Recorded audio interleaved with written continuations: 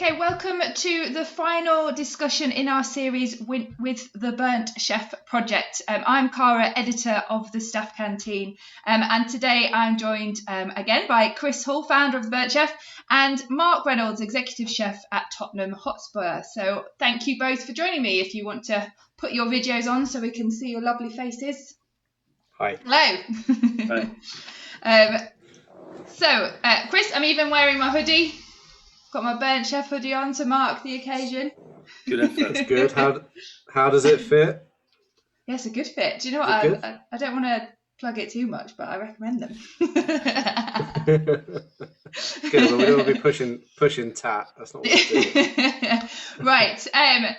So before we get into all the discussions that we're going to get into today, Mark, what is it like working at a football club at the moment? Because obviously, you know, with all of the restrictions, it must be quite a different place. Yeah, it's been tough. I mean, we've gone from having 62,000 fans in the stadium, 4,500 staff, down to 3 or 4 of us in there. It's been tough. But look, there's a glimmer of hope. We've got our first game on Sunday with fans back in the stadium, which, you know, so excited to get on the phone and start booking guys to come back to work. It's been brilliant, to be fair. Yeah, no, and everyone's so excited to get back to work. Yeah, I bet you can't wait. I bet you can't wait to have everyone back around you. So, tell us a bit about yourself, so people who are watching get to know a bit about you and your role. And then after that, why did you want to take part in this series of discussions about mental health? Yeah, so a bit about me really. So I've been at Tottenham now 2.5 years. Before that, I was at Wembley Stadium, and prior to that, I opened the Emirates Stadium, Arsenal. So really, last 15 years I've been working in stadium, large scale catering. But prior to that, very different. I was working in the film industry, cooking for people like Liam Neeson, Sigourney Weaver, Wesley Snipes. So it was very different. But just really enjoyed the buzz of getting into the large scale catering, really. Chance to work with some great people, some great chefs. Yeah, and so why did you want to do this today? Why did you want to join us and have a talk about mental health in the hospitality industry? Just promoting the fact of it, really. I think it's very much at the forefront at the moment. Everyone's talking about it, and it's just keeping that momentum going. You know, it's so important to talk about it. It's so important to encourage younger guys that are coming through the industry, and also guys of my age that have been in the industry a long time, to actually open up and talk about if you have issues, if you're having issues. And more important for me, just talk about reading the signs of your staff, really, seeing when they're struggling. We all work together so close. I probably spend more time with my boys at work than I do with my family at home. So you get to know them. You get to know them personally. You get to know their moods, and you sort of know when there's issues going on with them. Yeah, I mean, you did mention obviously that normally you'd be dealing with hundreds of chefs. Which obviously circumstances at the minute is not happening, but hopefully will soon. So how do you recognise that team members are struggling when you have that many different people to deal with on a day-to-day basis? Yeah, for me, I take pride in knowing 99% of their names, their first names. And I think it's important for me just going around in the morning saying good morning to someone. And you sort of get a feel of how they are for the day. But for me, not saying good morning to someone can affect someone so greatly throughout the day. It can really spit someone out. But just by me taking 15, 20 minutes in the morning to go around saying good morning to everyone, that's my time when I dip in and see if anyone's struggling, see what mood they're in, or if there's anything happening. By the time I go around and see them, they would have been given their work for the day. If they're struggling with the work they've been given, you sort of pick up on the vibe. But probably throughout a day, I will be in and out of the kitchen 6, 7, 8 times, walking around the brigade, chatting and seeing where they're at. And that's me also checking on what everyone's doing. But it's just taking that time. I think that's the important part that I've learned leading a big brigade, is taking the time to individually speak to people and also knowing their names. So many guys come to work for me, say agency guys, and actually I will know their names. They're very surprised. Oh, chef, you know my name. So I think it's really important to do that. That's a talent. I can never remember anyone's name.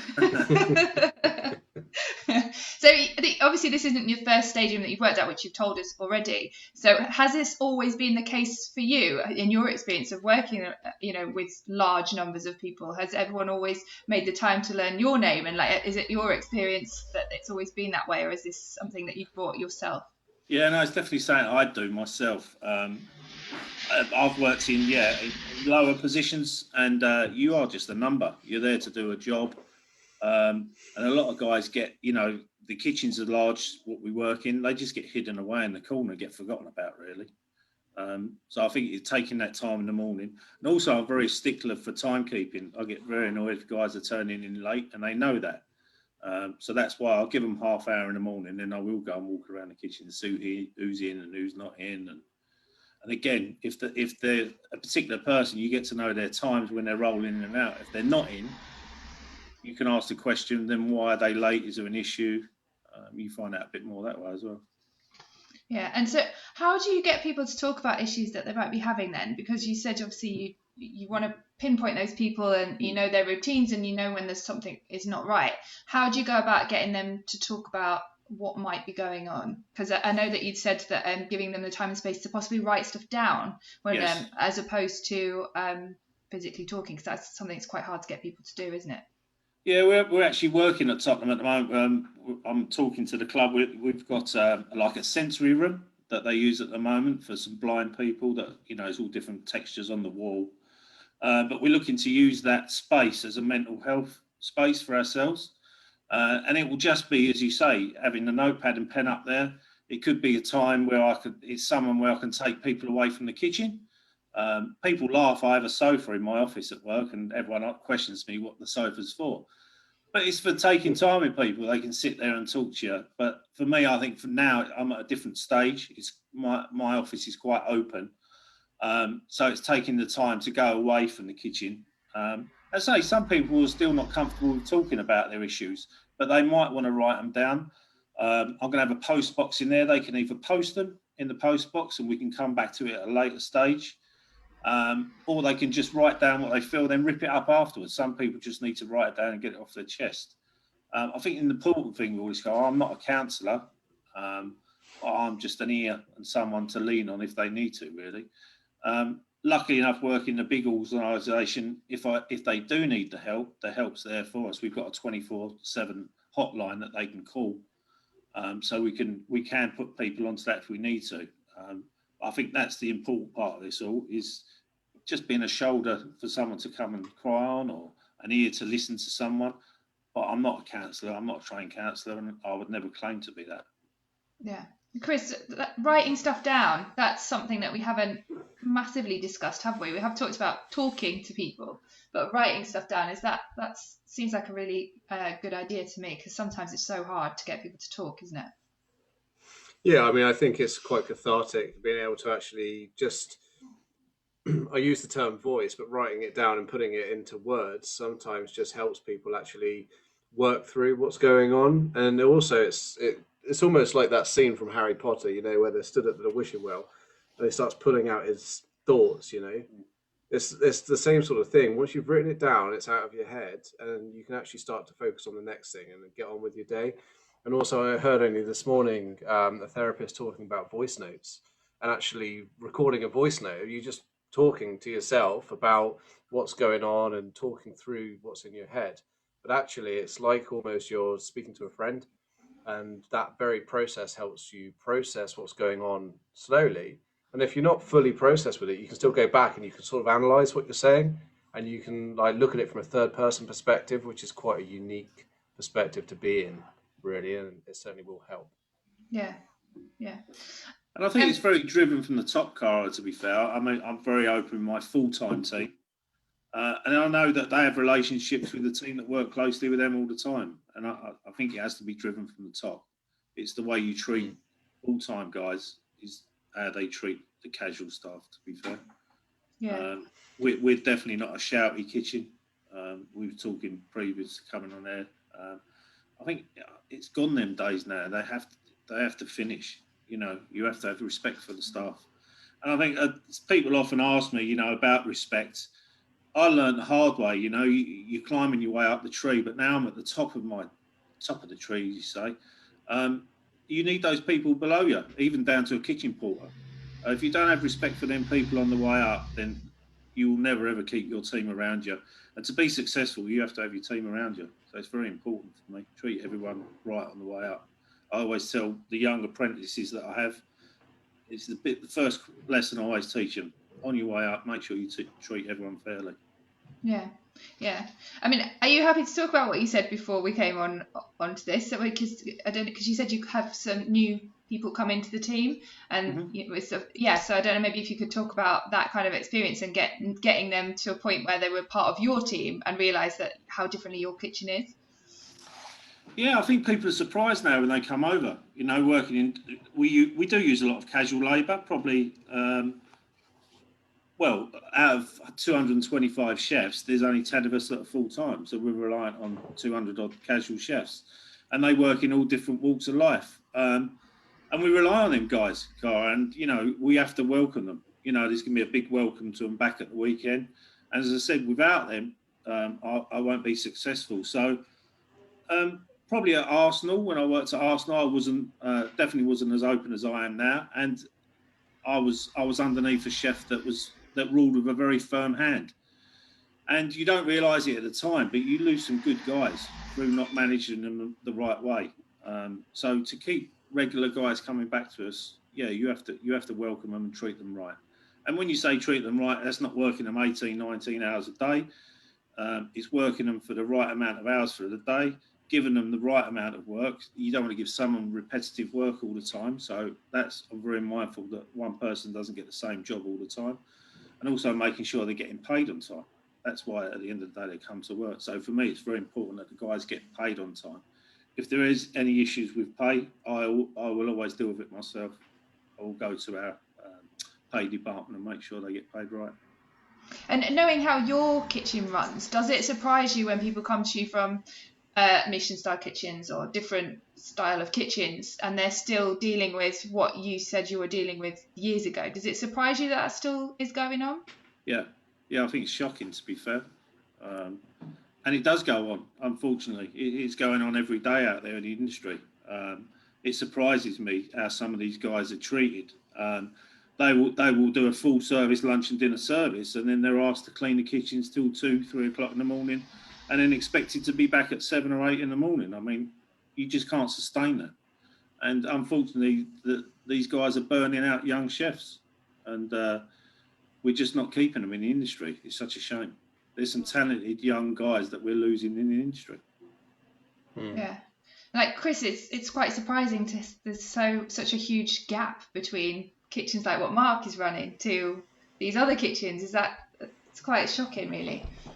Yeah, I mean, I think it's I put up a post actually fairly recently that said it's usually the upper echelons. It's the sites that are like multi-Michelin level that will do anything to make sure that food is the key focus within that business, which, accolades are great, but not at the expense and the cost of human people. I think that if anyone stopped for a second and realised that the 10 years of shit that they've given to their brigade could have caused perhaps a loss of life, or something that was sustained and had an impact on not just that individual but also the family long term, I'd like to think that they'd change their ways a little bit. But those sort of environments can still run. They can still run effectively. Can still get their accolades without feeling like it's a competition to see break or damage someone's mental health. But that's just me. Obviously, there are people that work well in those situations and that want to work hard for those accolades, and good on them. But ultimately, I think we just need to be more mindful that these are human beings at the end of the day. They're not. It's not slave culture. It's people they work because they need money, and they do it because they have a passion for this particular industry and food, and want to make something within their role or their career. But it doesn't necessarily mean they should do it at the expense of their health. Carl, don't get me wrong. I know, we're no saints. We're not 100% an angel. We work the guys hard, but you work them hard, but you make sure they get treated fairly. They get their lunch. They get to do normal hours. And as I say, it's important for me that they get paid on time. But yeah, I still expect them to work hard while they're with me. Yeah. Yeah. I mean, that's the thing. It's a tough industry, and you've got to work hard in order to be a chef. There's no getting away from that. You can't come in, do 4 hours, and then go home again expecting that to be your full-time career. But as you say, people are your assets. It's like having a car. You're not going to drive your car 2,000 miles a day and just never service it or fill it up with oil, because at some stage it's going to break down. And doing what you're doing, Mark, in terms of like looking after your staff, making sure they get paid, making sure they get regular breaks, making sure they've got this safe space where they can talk openly without fear of being shouted at or pushed down, I think is great. It allows people to grow within that environment and ultimately builds a stronger team. Yeah, one of the simpler things that I did when we went to the stadium, or I had a chance to get involved in it, is for the full-time team, they have their own changing rooms, toilets, shower facilities. We do employ 200 odd chefs, and you can imagine 200 odd people get changed or using the bathroom. It's not the best place. But it's so important for me and for my full-time team to have their own space to go and get changed. They've got their lockers in there. They've got a shower in there if they want it. They've got toilets in there. Just them little things make such a difference to people's days. Yeah, you can tell a lot about how a kitchen's run by looking at the toilet. Yeah. Some toilets I've seen, they're just like, they're honestly, you would think Christ, and you look at the staff and they don't look happy. You're like, oh, Yeah. It says a lot about a business, doesn't it? Definitely, yeah. Mark, yourself, obviously been in the industry a long time. Have you ever experienced any kind of low points with your mental health? And did you know who you could or should talk to? Probably didn't realise at the time, Carl, I was having low points with mental health. Looking back on it now, yes, I can see I did, but probably too scared to speak up. I was very much pushing for my career and wanting to move on. And to be fair, I was lucky. I pushed through quick. I was junior sous in the Hilton Group at the age of 19, and you just thought that was what you had to do. Really, looking back on it now, I definitely there was bullying going on when I was younger, and without knowing, probably I suffered a little bit of mental health. But I'm lucky. I was strong enough to get through it, and that's why I'm so keen to help people now, to be fair. Yeah, and you said you were scared to say anything. What were you scared of? Probably being pushed out as being part of the gang. You're part of the gang, and you always looked up to your sous chefs. You always aspired to be one of your sous chefs, and sometimes things went on. Getting veg thrown at you and stuff like that was not the best.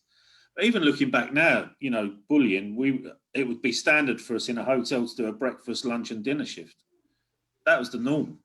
But, looking back on it now, working 17, 18-hour days, going home, sleeping for 4 hours and coming back again, it's not right. It's not the industry you want to be in, really. Yeah.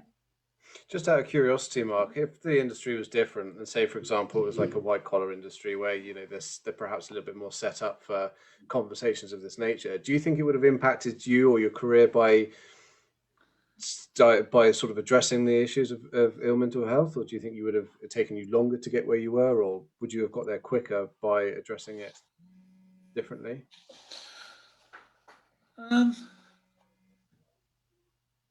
Yeah, it's a good question, Chris. Yeah, I mean, to be fair, I'd see myself as quite a strong character. So I have pushed myself into my career a little bit, and I can see that guys have been left behind from that were treated the same as me, really. But yeah, it does affect everyone different. But to say I've got a team of 10, how I manage one chef to another chef is very different. Some chefs thrive on coming in the office and getting spoke to quite sternly, whereas other chefs, you just can't talk to them like that. They would crack, and you're certainly not getting the best out of them out of that. Whereas some chefs do thrive on being told straight what they've done wrong, whereas other chefs, you have to go around the houses a little bit. So, yeah, you have to manage people very differently. And is this a skill? I mean, we're not born inherently as managers. We don't get taught as kids to manage people. Is this something that you have found that you had a natural ability for? Or is this something that you've actually had to like be quite conscious of your learning processes and go, well, I need to learn to do in conflict resolution, or I need to be more adept in, handling sensitive conversations? Yeah. To be honest with you, Chris, a massive turning point for me that the company I worked for previous invested in a one-to-one therapist with me for a year. I was typical chef going into it, thinking I don't need this.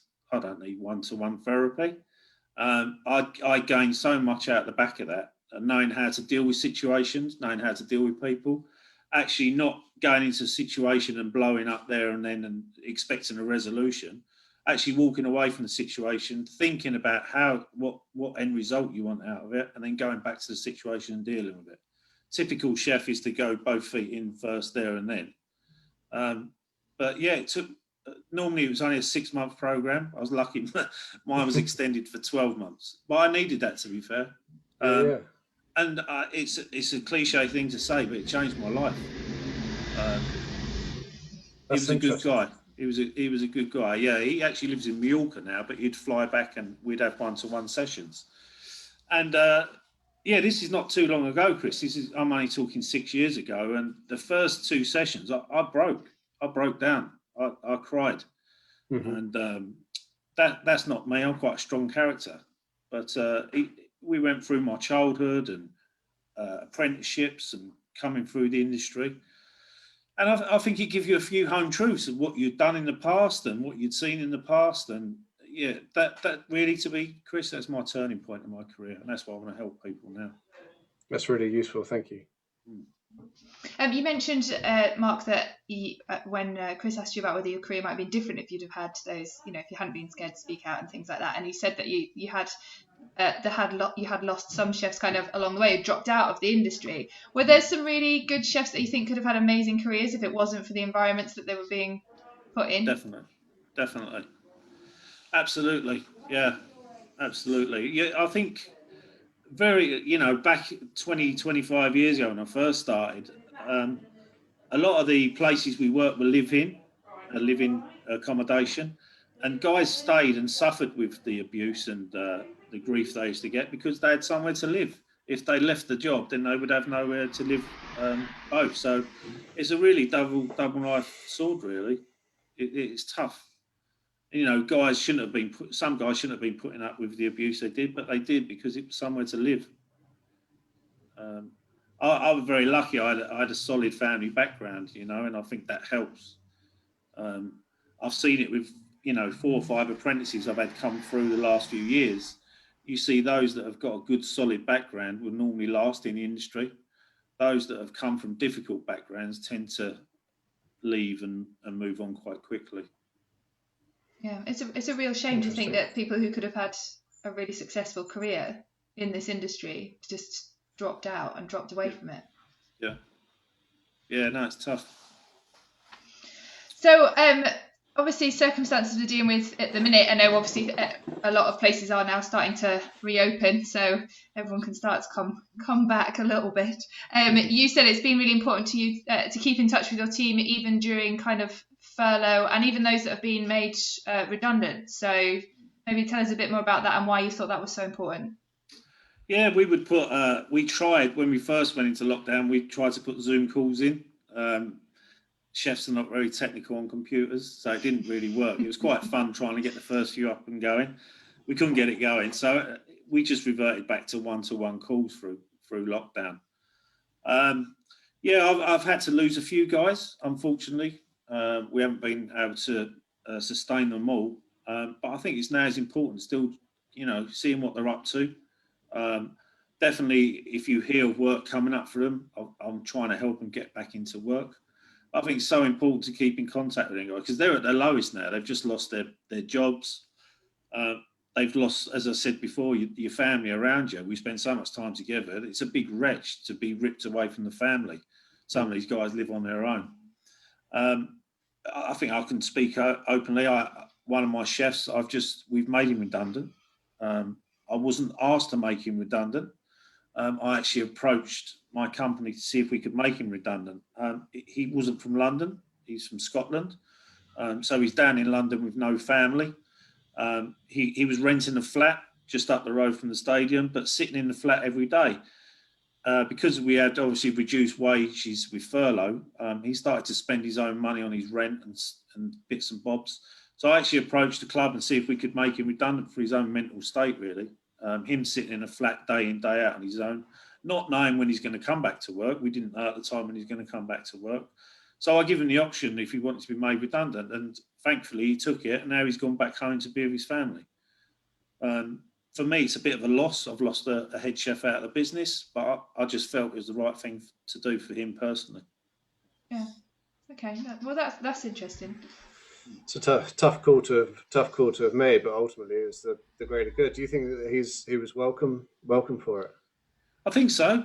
I think he was looking to go back home anyway, Chris, eventually. I think it's giving him that little push to do. But for me, I just hate the thought of him sat in that flat day in, day out on his own, with no family around him, no one-to-one contact with people. It was tough for him. But, luckily he took the redundancy, and I think personally I did it for the right reasons. Yeah, I'm sure there's a lot of people who can relate to that as well, just being stuck at home and not sure when they're next going to be coming into work or doing anything other than being at home. So, yeah. But as I said, keeping in contact with him, keeping in contact with a few others that we made redundant, both from the kitchen and from other departments, really, still speaking to them on the phone, on WhatsApp. I think it's important. And I'm interested, if I can help these guys get a new role, or, I'm interested to see where they're going and what they're doing. Some of them moved on driving for Tesco's or working at Amazon. But I think they will come back. They will come back. I think, once you've been bitten by food and passion for food and hospitality, it's very difficult to leave it alone for too long. I was chatting to one of our previous guests, Pete Toff, who said he's itching to get back into a commercial kitchen again, but it's like a drug, once he stepped out of it because it was impacting him mentally and physically, and he's sort of taken a sideways move across into a catering manager role. But he said he would kill to go back into the kitchen again, but he knew he wouldn't be able to sustain it, which I think is quite an interesting thing. But I think you do see people jump out and then come back in again a year or two later, because it's a great industry. Yeah. But I don't think that's a bad thing, Chris. I think them going off and seeing something new, trying something new, I think it's a good thing. And then they're actually coming back into the industry for the right reasons, because of the passion and the love of the industry. They're not coming back just because they're driven by money or whatever. Honestly, I think I wouldn't want to go through this again, but that is one of the good things for me that will come out of this, that chefs will come back into the industry because of their love for it. Yeah, I agree. Mark, one of the other points that you wanted to talk about when I asked you before you came on was the Craft Gilded Chefs, the new app and the mentor scheme that's Chris Galvin supporting. Do you want to tell us a bit more about that and why you wanted to discuss it? Yeah, I think there's some lost souls out there in the industry and not really sure which way they want to go in their career. A lot of people jump into doing B&I sites Monday to Friday because they think, I'll have weekends off and all that, but they're not really sure what they want to do in their career. So the app that we've created now with the Craft Gilded Chefs, you can go on and there's mentors on there that you can choose. And, people like Chris Galvin's put himself up to be a mentor for someone, which is fantastic. We've got people of Chris's level actually putting themselves out there to do this. It's a chance again for people to talk openly to their mentors, discuss their careers. And, Chris is not going to be there offering everyone a job, but he'll certainly be able to guide them in what they need to do to achieve their goals. I think we're up to about 15 mentors at the moment. Okay. But there's also lots of other stuff on the site. We're obviously working with Chris with the Burnt Chef project. We're working with Kelly's Causes on there, which is another mental health organisation. It's just about supporting the chefs. We actually, I think it was April, we had a committee meeting and we just said, what is one thing we need to focus on? It wasn't about giving money to feeding the homeless and things like that. This was one thing that really come out strong from the Craft Guild committee. We need to be more supportive of chefs that were sat at home and needed the support, really. So out the back of the lockdown again, the app we managed to push through quick. We've launched this mentor scheme. and it's there for everyone to tap into for some help and advice, really. Yeah, I think all support is very welcome, right, Chris? Yeah, exactly. I mean, especially organisations that have such heritage, like for example the Craft Guild of Chefs, being able to rally this conversation and take it forward. Certainly with the demographic of chefs that you've got as well, you've got accomplished chefs who have got a great deal of experience in this trade. It's invaluable to starting conversations in areas that perhaps the younger chefs might be used to it coming out of college now. And more people like this. We need more partnerships with people who have a wide reach across the industry to be able to just encourage this to be the norm, really. Yeah, I'm doing a lot of work with future chefs as well at the moment, Chris. So even catching them, the 13 to 16-year-olds in schools, if we can help any of them along the way. I honestly, I'm quite involved with Future Chef at the moment with Brian Turner sitting as the chair on it. I didn't really realise until I went and started judging these competitions for these 13 to 16-year-olds how much hardship there is out there. Some of the parents couldn't even afford the ingredients for their child to come and cook a 2-course dish. It was the schools were actually stepping in to supply the food. And probably I was a little bit sheltered from it, really. But these kids are having a tough time out there, and if we can get in and start supporting these kids and letting them know that support's there, really, it's a massive part of the sector that we don't really think about or touch. Well, no, and I think the more help that hospitality can give to those age groups, the more likely we are to see people want to come and turn to hospitality later on as a career choice as well.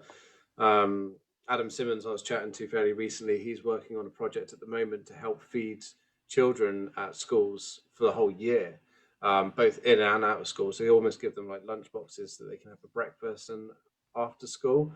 And then those are the right sort of things to be looking at. It's about how we actually start giving back to our local community, and all of a sudden, then you've got connections with a whole host of hundreds of children who potentially might forge a career working with you in the future. It's an area that we do need to focus on.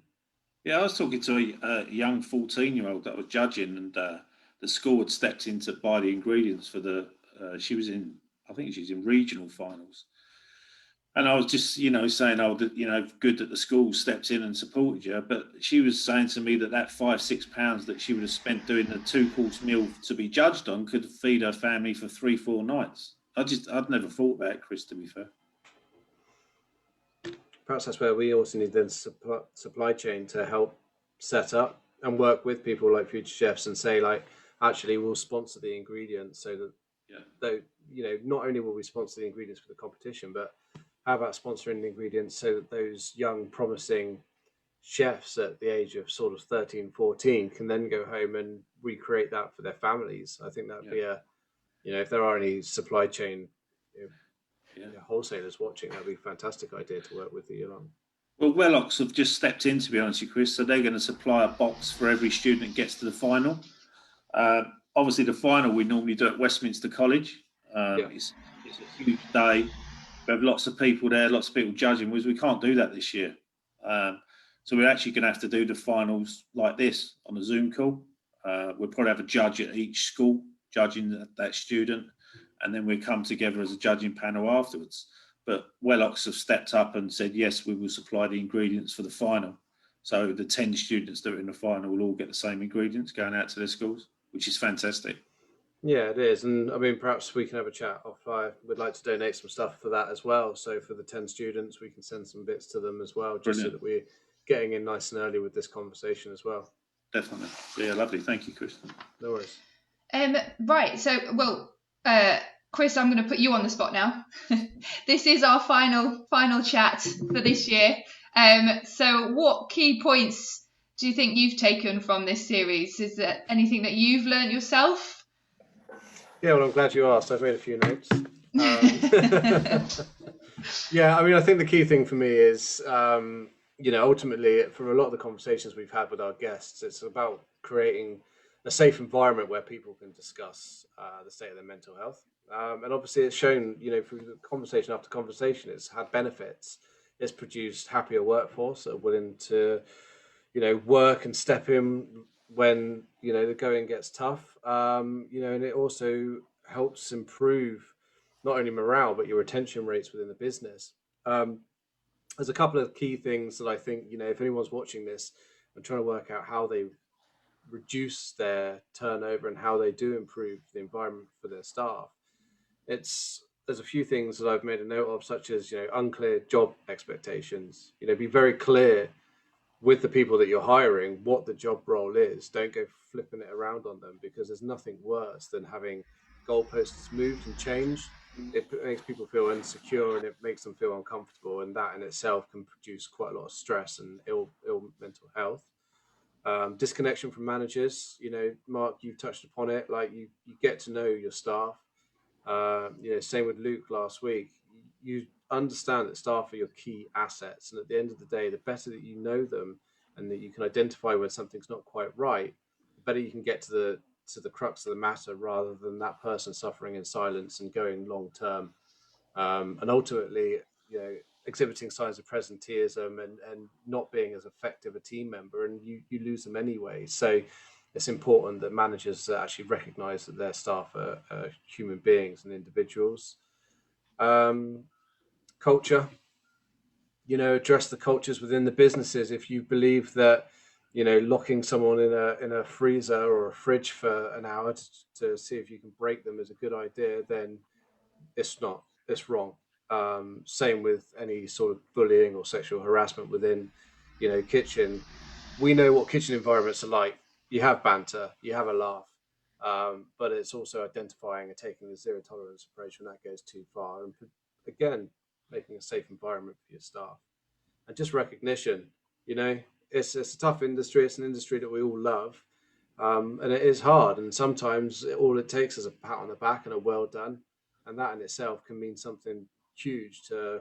Certainly, if you're a chef that's never had that before and you've always been told that it's not good enough, getting that recognition and that job well done is a huge sense of satisfaction, and it will actually, again, prove very good for their mental well-being. Brilliant. Well, thank you, Chris. Thank you, Mark. As I've said already, this is our final discussion in this series. If you have missed any of them, they are on our Facebook page, so you can go back and watch them. And we will be back next year with another series. So if you have any points that you'd like us to discuss, feel free to get in touch, because we're always open to ideas. Yeah, that's it. So Merry Christmas from everyone at the staff canteen. I'm allowed to say that now, it's December. And we'll see you in 2021. So thank you very much. Cheers, thank you. Thanks.